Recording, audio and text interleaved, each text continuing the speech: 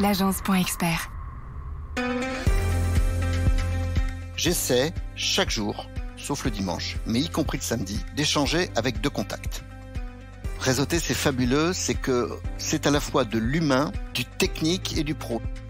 La plus belle des illustrations du vrai réseautage, qui est la fête de village, où on voit des gens qu'on a peut-être croisés il y a 2 jours ou il y a 2 mois, mais on prend plaisir à passer du temps ensemble. Seul on va plus vite, ensemble on va plus loin. Je suis Rudy Brovelli, passionné par l'entrepreneuriat et fondateur de l'agence.expert, une agence de communication spécialisée auprès des experts comptables. Avec le podcast Place à l'expert, j'ai le plaisir d'échanger tous les mois avec un expert dans son domaine d'activité. Un expert comptable, un notaire, un avocat, un assureur et bien plus encore. Mon objectif est de nous apporter un maximum de solutions et d'astuces pour faciliter et pour améliorer notre quotidien d'entrepreneur. Ensemble, grâce aux conseils de nos experts, faisons décoller notre business. Et tout de suite, place à l'expert.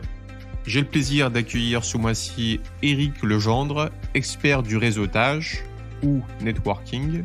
Éric conseille des dirigeants sur leur stratégie d'entreprise et sur leur stratégie de réseautage, leur impact LinkedIn, le réseautage global de l'entreprise. Mentor, il accompagne également les entreprises dans leur reconversion professionnelle. Il est le co-auteur du guide Jamais sans mon réseau, du guide Rebondir, le guide pratique de la reconversion, et du jeu Rectea, R-E-T-E-A, sur le réseautage.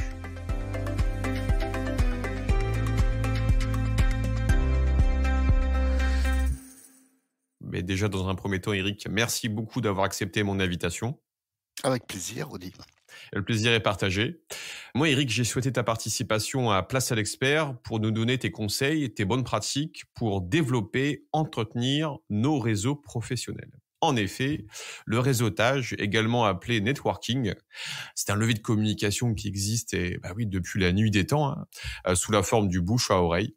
Le réseautage permet de multiplier les rencontres professionnelles pour son développement, son démarrage, son lancement également, pour développer également de nouvelles opportunités afin de nous permettre, à nous entrepreneurs, d'ouvrir de nouvelles et de belles perspectives de développement et surtout de belles rencontres. Et oui, le réseautage, c'est avant tout une rencontre humaine. Depuis 2020 et l'accélération du digital, le réseautage est devenu hybride en présentiel et en distanciel. Maintenant, pour se lancer dans le réseautage, il y a des codes à comprendre, des leviers à développer, des attitudes à avoir. Comme tu l'as compris, Éric, on a besoin de tes conseils. Comment souhaites-tu aborder cet épisode ? Eh bien, écoute, peut-être qu'on pourrait... D'abord, merci de m'avoir invité. Ça me fait très plaisir de pouvoir présenter des bonnes pratiques ce matin. Moi, ce que je te propose, c'est de présenter rapidement ma vision du réseautage, mais très, très rapidement, et ensuite de vous proposer à toutes et tous une douzaine de bonnes pratiques, si tu en es d'accord. Eh bien, c'est parfait. Ça me va très bien. Alors, on y va. Alors, le réseautage, moi, ma vision du réseautage, qu'est-ce que c'est que le réseautage ? La première des réponses, mais basiques, c'est ce qu'on est en train de faire. Tout de suite, là, dans l'instant, ce matin. C'est-à-dire, c'est créer du lien dans un réseau, et c'est ce que tu fais, et c'est toute cette série de podcasts que tu fais, ça crée du lien, et ça élargit les compétences de ce réseau.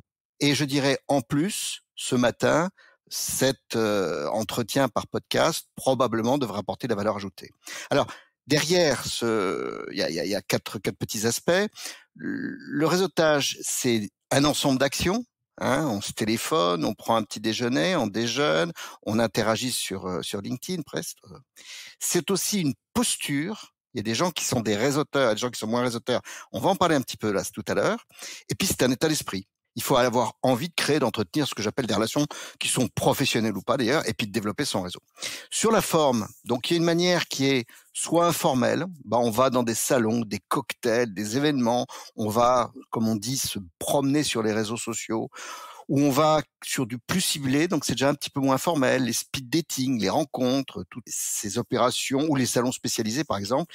Et puis il y a tout ce qui est beaucoup plus formel, c'est-à-dire les groupes professionnels, les clubs, être sur des réseaux sociaux, je pense en particulier à LinkedIn, les plateformes de réseautage en ligne, je pense à Meetup ou à Shaper, voilà. Ça c'est la forme. Les buts, il y en a, moi je répète toujours pour faire extrêmement simple, il y a 3 buts au réseautage.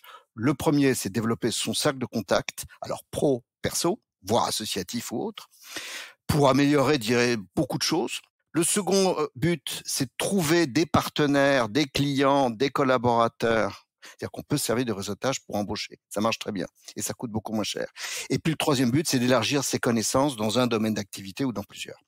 Et puis donc typologie, tu l'as dit dans ton introduction. Alors moi je dis virtuel et réel. Tu avais une autre appellation, nous on dit virtuel et réel. Il y a aussi une autre typo qui est organisée ou désorganisée. Il y a des gens qui sont totalement désorganisés dans le réseautage. Et puis il y a aussi, on en parlait tout à l'heure, il y a le soft et le hard. Il y a des gens qui font un réseautage souple, généreux, sans pression. Et puis il y a ceux qui sont des hard sellers. C'est pas forcément ceux qui réussissent le plus ou le mieux. Voilà. Ok, super. Mais déjà, c'est une bonne introduction au réseautage. Ok. Est-ce que, tout à l'heure, tu parlais justement de Meetup. Est-ce que tu peux nous expliquer un petit peu ce type de levier, ce type d'information, Meetup?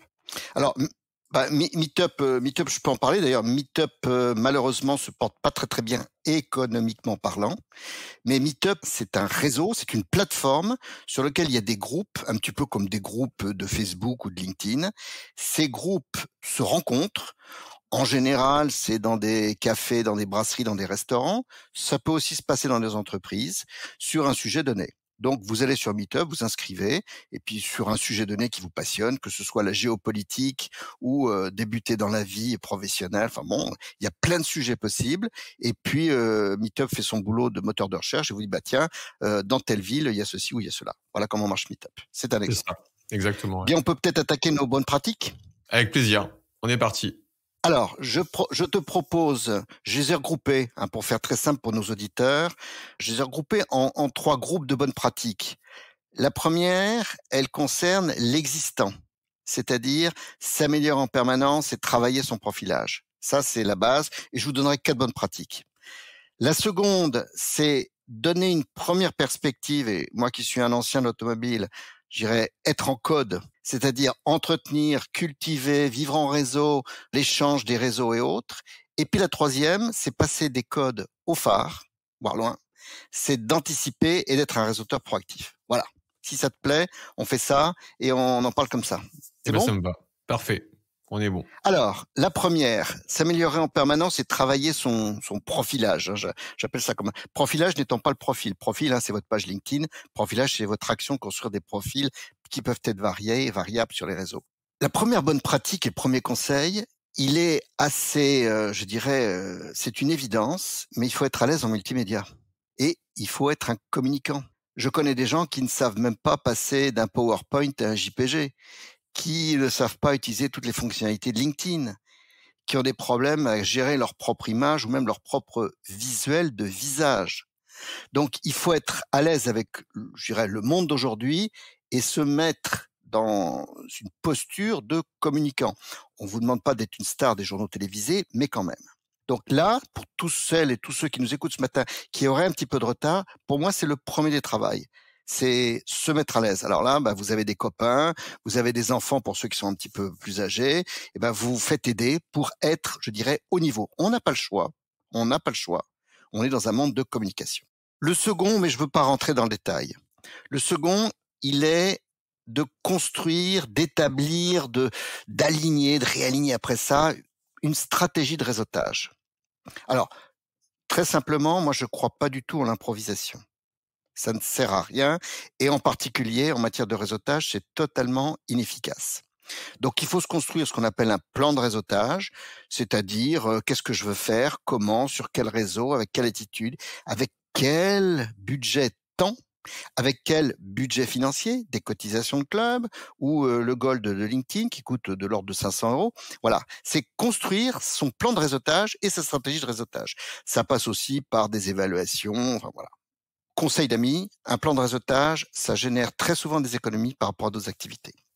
Le troisième conseil, très rapidement, c'est de travailler son profil et son profilage LinkedIn. Là, je ne vends pas LinkedIn, je suis pas salarié de LinkedIn ou de son actionnaire Microsoft, mais il faut vraiment être bon sur LinkedIn. Donc, il faut travailler. On pourra peut-être en reparler dans un autre podcast une autre fois. Mais il faut vraiment travailler sur LinkedIn.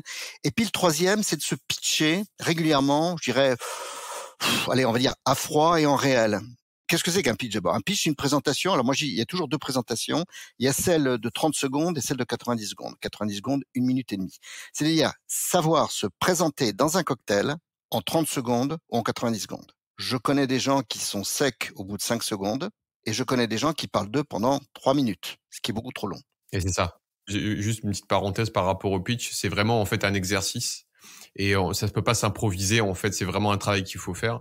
D'ailleurs, petite parenthèse, on compte peut-être développer un podcast, un épisode sur ça en fait, sur comment travailler son pitch. Je pense que ça peut aider tout le monde. Ah bah alors moi moi je le présente et je l'enseigne dans mes conférences ou dans mon livre, on pourra en reparler. Mais le pitch, moi je dis, ça se fait à froid, chez soi, tranquille, le soir ou le week-end, devant un miroir. Et on répète et on apprend quasiment par cœur un texte. Alors peut-être que nos auditeurs vont dire, mais il est fou cet homme-là de dire qu'on apprend sa propre vie. Bah bien sûr que si. Et j'incite chacun et chacune qui nous écoute ce matin de se poser la question, de se dire, mais finalement, est-ce que c'est pas vrai qu'un jour à un cocktail, j'ai parlé de moi pendant 6 minutes 30? Et ça, c'est pas bien. Et on revient aux attitudes, aux postures. Voilà donc le premier paquet de conseils sur l'amélioration permanente et le travail de votre profilage. Le second paquet, on arrive au présent et déjà un petit peu donc avec les codes, c'est-à-dire il faut entretenir ces réseaux, les cultiver, il faut savoir vivre en réseau et puis pratiquer ce que j'appelle l'échange, le don et entretenir sa visibilité. Alors là, ici, 4 conseils. Le premier, c'est de vivre en réseau. Alors moi, j'ai un petit indicateur. J'essaie chaque jour, sauf le dimanche, mais y compris le samedi, d'échanger avec 2 contacts. C'est-à-dire que chaque jour, j'ai un fichier, on en reparlera un petit peu tout à l'heure, et j'appelle 2 personnes. Alors, le plus souvent, WhatsApp et ou téléphone, de temps en temps visio, et puis le mieux, c'est quand même de prendre le temps d'un petit café matinal ou d'un verre en soirée. C'est-à-dire, on entretient son réseau comme on entretient un jardin pour lequel on va tailler les rosiers, tondre la pelouse et l'arroser l'été. Et je dis, c'est le minimum qu'on puisse faire. Alors, qu'est-ce qu'on fait? On échange, quelle est ton actualité? Qu'est-ce que j'ai fait? On donne, et on peut donner de tout.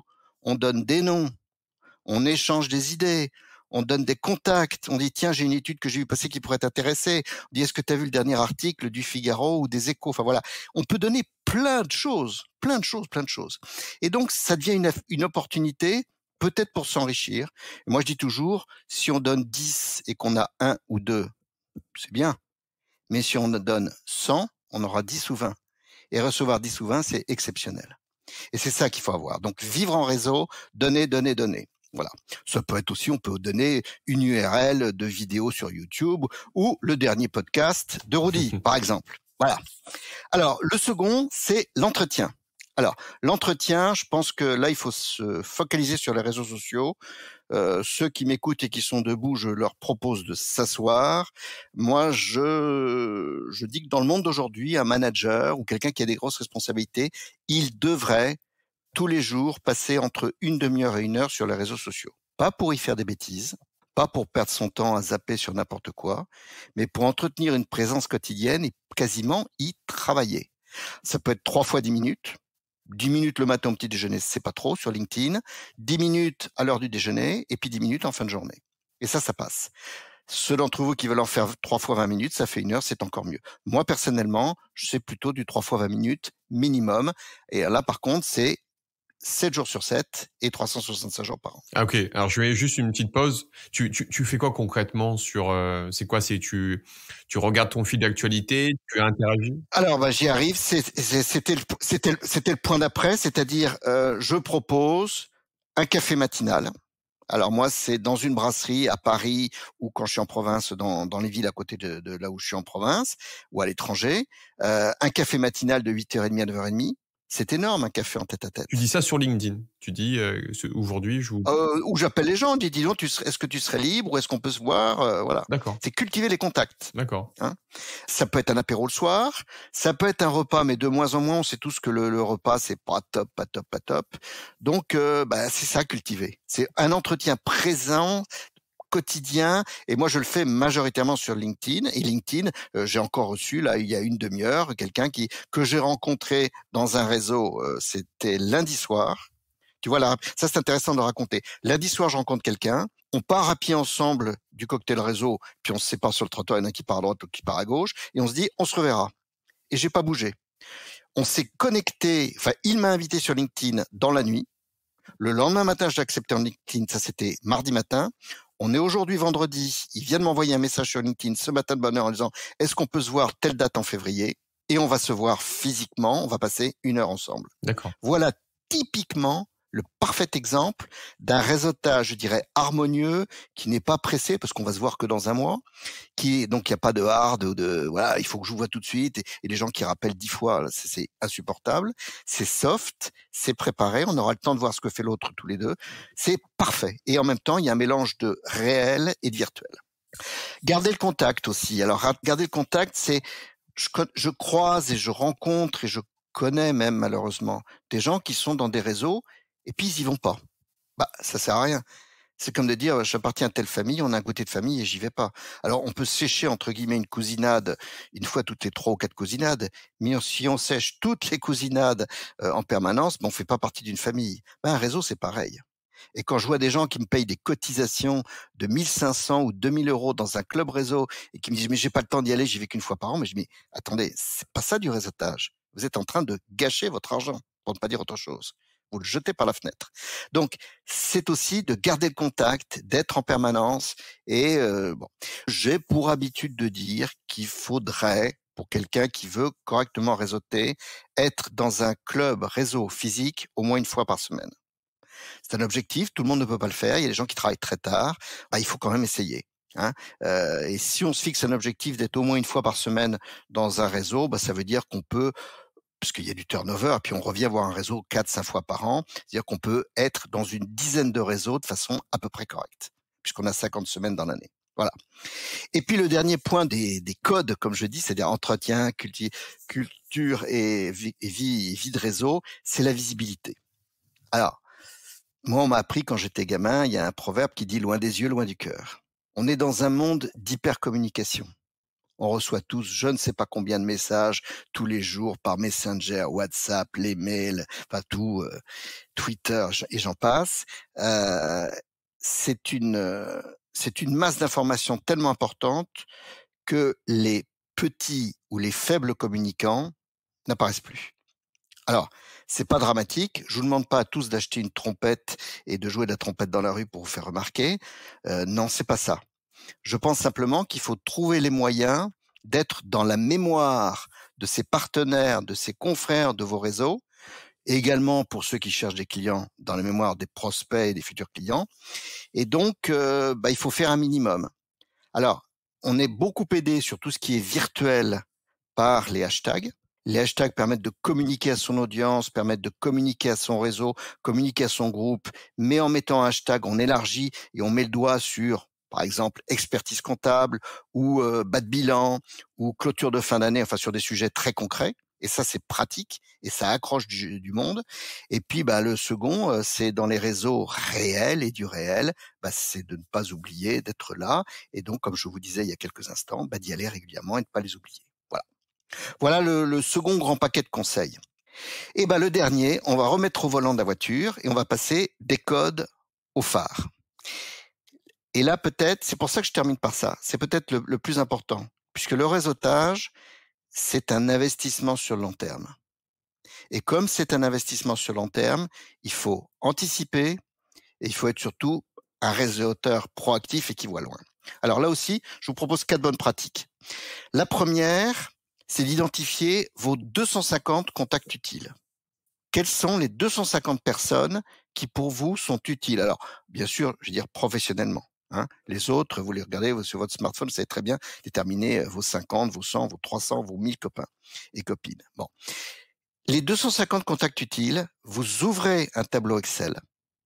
Là, vous n'avez pas tellement le choix des outils. Et surtout, vous renseignez ces contacts. Et alors, je vais vous dire, c'est exactement le contraire de ce que propose un outil de CRM. On vous dit, vous mettez 2 ou 3 adresses mail, vous mettez 2 numéros de téléphone, dont le mobile absolument, enfin voilà. Là, ça ne nous intéresse pas. Et on passe donc à la seconde pratique, qui une fois que vous avez identifié ces 250 contacts, c'est de créer ce fichier qualitatif. Donc, vous y mettez dedans des mots-clés. Par exemple, si je prends ma personne, dans les mots-clés, il y aurait les secteurs que je connais très très bien comme l'automobile ou l'environnement. Il y aurait les domaines que je maîtrise, le conseil de dirigeants, la stratégie, le réseautage, la gouvernance. Dans les métiers, il y aurait conseil indépendant, administrateur de société, et puis coach, formateur. Voilà, c'est ça les mots-clés. Et vous les mettez par colonne, donc il y a les colonnes métiers, les colonnes secteurs et autres. Et quand vous faites l'effort, et c'est pas difficile, de positionner quelqu'un avec ces mots-clés, essayez de vous limiter, s'il vous plaît, à 10 mots-clés pour une personne. Quand vous cherchez quelque chose, mais vous allez gagner un temps incroyable. Et quand vous multipliez par toutes les requêtes et les recherches que vous faites dans l'année, c'est absolument fabuleux. Et ça vous permet, et encore une fois, c'est pas l'outil de CRM, donc vous ne mettez pas dessus les dates de naissance ou les anniversaires. Ce n'est pas le sujet. Vous ne mettez pas que vous l'avez croisé le 22 février et que la dernière fois vous l'aviez vu en octobre. Ce n'est pas ça l'intéressant. L'intéressant, c'est de savoir que la personne, c'est l'un de vos contacts dans l'automobile ou dans la pharmacie. Et que quand vous allez dans votre fichier, parce que vous avez un problème, appelé automobile ou pharmacie, votre fichier va vous renvoyer 12 contacts dans l'automobile et 6 dans la pharmacie. Et ça, bingo. Pourquoi? Parce qu'à l'étape précédente, vous avez identifié qu'ils sont parmi vos 250 contacts utiles et des gens que vous connaissez plutôt bien. Bon. Et après ça, tout le reste va tomber tout seul. Donc, je reviens à ce second point qui est le fichier n'a rien à voir avec un outil CRM. Ben oui, après ça, vous avez un petit outil CRM pratique, mais ça, j'en parle même pas ce matin, ou même votre smartphone ou LinkedIn. Eh ben oui, tiens, vous regardez dans les messages LinkedIn. Ah oui, on s'est parlé il y a 3 mois, ou on s'est pas vu depuis tant de temps. Voilà, c'est tout. Un troisième point pour l'anticipation, qui est très très utile, c'est de repérer les tendances, c'est de suivre des sujets qui vont être les sujets des prochains mois. Alors, pour vous donner quelques exemples pour être précis. Ça peut être des grands moments de l'actualité, des Jeux Olympiques, une coupe de football, Davos, là on sort de Davos, ça peut être la célébration, ça peut être un sommet du G7 ou du G11 qui va arriver, ça peut être une COP, ouais. Quels vont être les grands moments de l'actualité? Le second, c'est les tendances émergentes. Aujourd'hui, je dirais qu'on en a 2 là qui sont d'actualité, c'est ChatGPT et le métavers, par exemple. Donc, vous suivez ces sujets-là. Et puis, troisième point, vous pouvez suivre aussi des gens. Je vous recommande à tous d'aller taper sur votre barre LinkedIn Top Voices, c'est-à-dire les grandes voix, ceux qui s'expriment bien, les leaders d'opinion. Vous verrez, je fais pas de publicité pour lui, mais par exemple, Michel-Édouard Leclerc est premier de ce classement tous les ans, enfin chaque année depuis, mais alors je sais pas, 4, 5, 6 ans. Et quand Michel-Édouard Leclerc s'exprime sur LinkedIn, c'est souvent très puissant, messieurs, dames. Donc ça, c'est un sujet. Et puis, un point aussi très intéressant, c'est le newsjacking. Tu sais ce que c'est que le newsjacking, Rodi? Et non, je sais pas ce que c'est. Alors, le newsjacking, vous allez tous vous imaginer une courbe, ce qu'on appelle une courbe de Gauss en cloche. Donc, ça part très bas à gauche, ça monte, ça fait une cloche, et puis ça redescend. Bon. Maintenant que vous avez cette courbe en tête devant vos yeux, vous vous dites, c'est ça l'actualité. Je vais vous donner un exemple qu'on a vécu il y a quelques mois, malheureusement. On apprend que la reine d'Angleterre est plutôt malade. On la voit beaucoup moins. On dit qu'elle est enfermée au château de Balmoral, que sa famille... Il n'y a pas besoin d'être un grand savant pour se dire, elle a 96 ans, la reine d'Angleterre, il va peut-être se passer quelque chose de malheureux. Et vous êtes, parce que vous êtes tous des rusés, et que je vous ai dit au préalable que vous suivez les tendances à l'actualité, vous êtes pas loin de France Info, et vous apprenez à 18h12 que, ça y est, communiqué officiel de Buckingham Palace, la reine d'Angleterre est décédée. Pauvre reine. Et là, vous faites du newsjacking. Et je reviens à ma petite courbe. L'actualité va s'emparer de la reine d'Angleterre. Tout le monde va parler de la reine d'Angleterre. Et la courbe, elle va monter. Et on va parler de la reine d'Angleterre beaucoup pendant 2 jours ou 2 semaines ou 2 mois. Je pense que c'est plutôt 2 semaines. Puis après ça, l'actualité redescend. On vit la même chose en ce moment avec l'Ukraine ou avec des grands événements ou avec les faits d'actualité. Et donc, le newsjacking, c'est de s'accrocher, alors là, en l'occurrence, excusez-moi, au décès de la reine d'Angleterre, de prendre un bon article plutôt élogieux sur tout ce qu'elle a fait pendant ses 60 ou 70 années de règne, et vous mettez un commentaire très positif. Oui, ouais, c'est vrai. Élisabeth II, c'était vraiment une super reine. Je suis pas sujet de la couronne britannique, je suis français, je ne suis que français, excusez-moi, mais je trouve qu'en effet, c'était une... Et vous vous accrochez, vous faites un commentaire. Et là, comme tout le monde va aller regarder l'article, et que l'article, au lieu d'être lu par 1000 personnes, il va être lu par 5000, 10 000, 100 000 personnes, et ben votre commentaire, il va prendre l'ascenseur. Et exactement, je vais prendre une autre image que vous allez comprendre, quand on voit des jeunes qui font du roller, qui s'accroche derrière une voiture pour aller plus vite. Au passage, c'est interdit par le code de la route, ne le faites pas. Mais c'est ça l'idée du newsjacking. C'est on s'accroche. Un jacking, c'est le carjacking, le hijacking, vous connaissez l'expression. Newsjacking, c'est s'accrocher à une news. Et ça marche très très bien. Voilà. Et le dernier, eh bien, je dirais que c'est de renouveler son réseau. Alors, renouveler son réseau, c'est à la fois retirer des gens de son réseau et de ses 250 contacts. Mais il est incohérent, cet homme. Il nous a dit de me faire, oui, je vous ai dit de faire un fichier des 250 à peu près. Ça peut être plus, ça peut être un petit peu moins. Contact important, mais de temps en temps, il faut prendre le fichier et dire, telle personne, je lui mets un code couleur jaune ou rouge ou orange, et il va bientôt sortir de ce tableau-là. Pourquoi?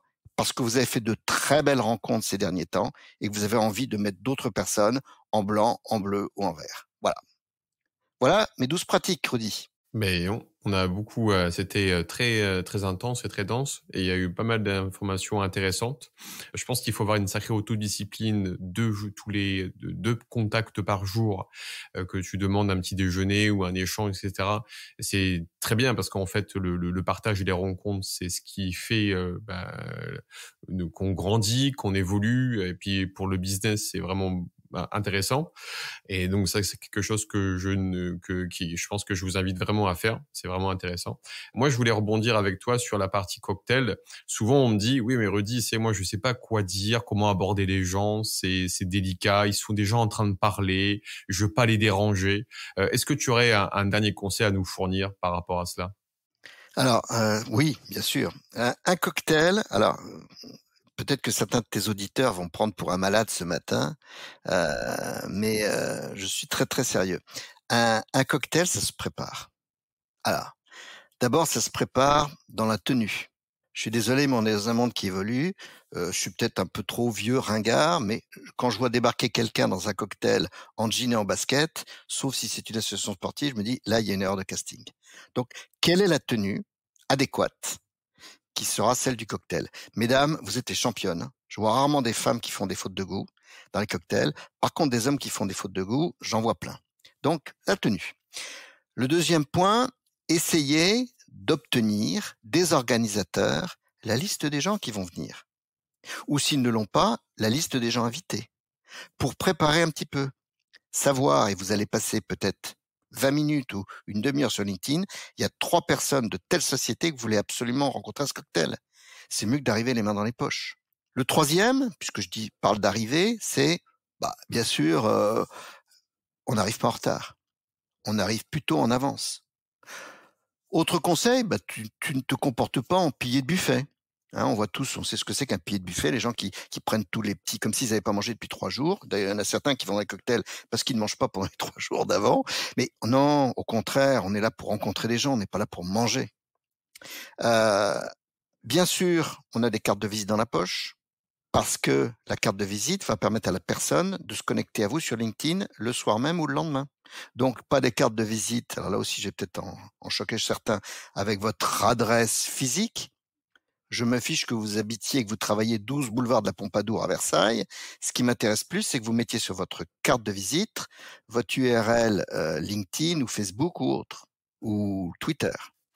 Bien sûr, et là j'anticipe, comme vous allez échanger des cartes de visite, vous avez quelque chose pour écrire dans la poche, et au dos de la carte de visite, vous allez écrire automobile, connaît un tel, oui, 2-3 petits mots qui sont les débuts des mots-clés dans lesquels vous renseignez votre fichier.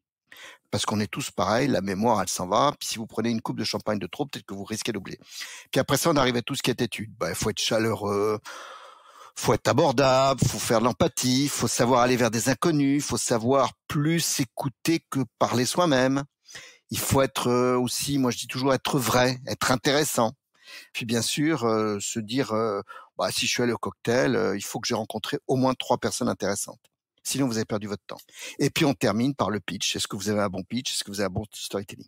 Voilà. Voilà, tu vois, un certain nombre de sujets, de caractères qui font que vous avez un super cocktail et vous rentrez le soir en disant « Waouh, j'ai une soirée réseau, ça s'est très bien passé, je ramène 5 cartes de visite, dont 3 excellentes parce que vous aviez bien préparé, bien organisé. » Ou vous rentrez chez vous, vous dites « Mais pourquoi je suis allé à ce cocktail-là » J'ai perdu 1h30 de cocktail. Bon, j'ai mangé bien. Le vin était bon, le champagne aussi, mais voilà. J'ai un peu mangé, j'ai croisé des gens, mais il se passe rien. Voilà la différence entre une soirée réseau réussie et une soirée réseau loupée. Ok, ouais, je comprends très bien, ouais. Ok, super. Si tu aurais le mot de la fin, ce serait lequel? Que réseauter, c'est fabuleux. Un seul mot. Réseauter, c'est fabuleux, c'est que c'est à la fois de l'humain, du technique et du pro. C'est de l'humain parce que on réseaute pas tout seul, on réseaute à plusieurs, on réseaute en bande, on réseaute par affinité, on réseaute par groupe, on réseaute par ancien d'une école ou ancien d'une entreprise. Ensuite, c'est pro parce que quand on réseaute bien, ça va donner des contacts. Ah bah tiens, va voir tel expert comptable de ma part, ou tiens, tu vas chez une voiture, ne va surtout pas chez un tel. Mais ouais, c'est ça le réseautage aussi. C'est, on disait dans Starsky Hutch il y a quelques années, ugly les bons tuyaux. Et puis bien sûr, après ça, c'est toute la dimension humaine. On fait des contacts, c'est la vie, c'est la vraie vie. Hein. Pour terminer, d'ailleurs, c'est le dessin de la fin. Dans toutes mes conférences, mon dernier slide, je l'emprunte à Astérix. De mémoire, je sais pas combien il y a d'Astérix, il y en a peut-être 30 ou 40. Hein. De mémoire, sauf un Astérix, il se termine toujours par le grand buffet, où on voit tout le village gaulois réuni en train de festoyer. En général, c'est le soir. Bon, c'est ça le réseautage. Et moi, je dis, Uderzo et Goscinny, ils nous font passer la plus belle des illustrations du vrai réseautage, qui est la fête de village, où on voit des gens qu'on a peut-être croisés il y a 2 jours ou il y a 2 mois, mais on prend plaisir à passer du temps ensemble. Voilà. Super. Non, franchement, c'était un épisode très intéressant. On a beaucoup appris. Je te remercie beaucoup, Eric, pour le temps que tu nous as accordé. Avec plaisir. Et écoute, hâte de faire un prochain épisode ensemble. Ah bon, on pourra en faire plein. Intarissable sur le réseautage. C'est quand tu le voudras et ça me fera plaisir. Voilà. Et puis, excellent réseautage à toutes et tous. Merci, Eric. À bientôt. À bientôt. Au revoir. Cet épisode vous a plu, partagez-le autour de vous et mettez 5 étoiles pour aider d'autres entrepreneurs dans leur activité. Pour aller plus loin, faites-vous accompagner par des experts. Quant à moi, j'aurai le plaisir d'accueillir une nouvelle fois François Michalon, expert en force mentale et du comportement, pour nous donner ses conseils, ses astuces pour bien gérer son temps. Cet épisode vous intéresse, je vous donne rendez-vous le mois prochain. En attendant, prenez soin de votre entreprise. Bye bye.